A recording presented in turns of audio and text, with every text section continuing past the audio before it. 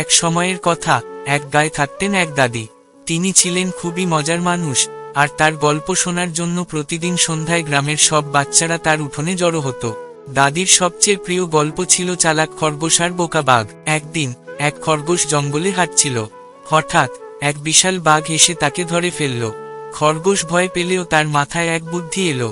সে বলল, বাঘ ভাই, আমায় খেও না, আমি তো এই জঙ্গলের রাজার দূত। আরেকটা বাঘ তোমার জায়গা নিতে চাইছে। বাঘ রেগে উঠল, কে সেই বাঘ, দেখাও তো দেখি। খরগোশ তাকে একটা পুকুরের ধারে নিয়ে গেল। এই যে, পানির মধ্যে তাকাও, ওখানেই আছে সে। বাঘ পানিতে নিজের প্রতিবিম্ব দেখে গর্জন করতে লাগলো, তারপর ঝাঁপ দিয়ে পড়ল পানিতে আর ডুবে গেল। সব বাচ্চা দাদির এই জায়গাটা হেসে গড়াগড়ি খায়।